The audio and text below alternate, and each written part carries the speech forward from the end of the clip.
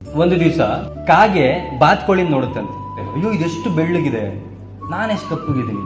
So ಬಾತ್ಕೋಳಿ ಹತ್ರ ಹೋಗಿ ಕೇಳುತ್ತಂತೆ, ನೀನೇ ಅಲ್ವಾ ತುಂಬಾ ಸುಂದರವಾಗಿರೋ ಪಕ್ಷಿ, ನೀನ್ ತುಂಬಾ ಖುಷಿಯಾಗಿದೆಯಲ್ಲ ಜೀವನದಲ್ಲಿ ಅಂತ. ಅವಾಗ ಬಾತ್ಕೋಳಿ ಹೇಳುತ್ತಂತೆ, ಅಯ್ಯೋ ನಂದೇನ್ ಬಿಡು, ನೀನ್ ಗಿಣಿ ನೋಡಿದ್ಯಾ? ಗಿಣಿ ಮೈಯೆಲ್ಲ ಅದ್ರ ಹಸಿರಾಗಿದೆ, ಕೆಂಪು ಮೂಗುತಿ ಇದೆ, ಅದು ತುಂಬಾ ಬ್ಯೂಟಿಫುಲ್ ಆಗಿರುವಂತಹ ಹಕ್ಕಿ, ಅದು ತುಂಬಾ ಸಂತೋಷವಾಗಿದೆ, ಅದ್ರ ಹತ್ರ ಹೋಗಿ ಕೇಳು ಅಂತ. ಸೊ ಕಾಗೆ ಹುಡುಕೊಂಡೋಗಿ ಗಿಳಿ ಹತ್ರ ಕೇಳುತ್ತಂತೆ, ನೀನೇ ತುಂಬಾ ಸುಂದರವಾಗಿರೋ ಪಕ್ಷಿ, ನೀನೇ ಬಹಳ ಖುಷಿಯಾಗಿರೋ ಪಕ್ಷಿ ಅಲ್ವಾ ಅಂತ. ಅವಾಗ ಗಿಳಿ ಹೇಳುತ್ತಂತೆ, ಅಯ್ಯೋ ನೀನ್ ನವಿಲ್ ನೋಡಿದ್ಯಾ? ನವಿಲ್ ಹತ್ರ ತುಂಬಾ ಬಣ್ಣಗಳಿದೆ, ಅದು ತುಂಬಾ ಸುಂದರವಾಗಿರೋ ಪಕ್ಷಿ ಅಂದ್ರೆ ನವಿಲು, ಹೋಗಿ ನವಿಲಿನ ಹತ್ರ ನೀನು ಮಾತಾಡು, ಅದೇ ತುಂಬಾ ಖುಷಿಯಾಗಿರೋ ಪಕ್ಷಿ ಅಂತ.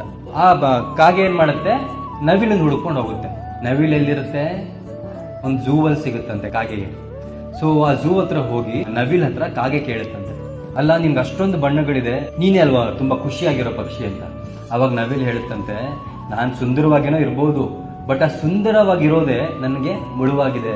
ಸೊ ನನ್ನನ್ನ ಜನ ಎತ್ಕೊಬಂದಿಲ್ಲಿ ಝೂ ನಲ್ಲಿ ಇಟ್ಟಿದ್ದಾರೆ, ಪುಕ್ಕ ಕಿತ್ಕೊಳಕ್ ಬರ್ತಾರೆ, ನನ್ನ ಜೀವನನೇ ಬೇಡ ಆಗ್ಬಿಟ್ಟಿದೆ.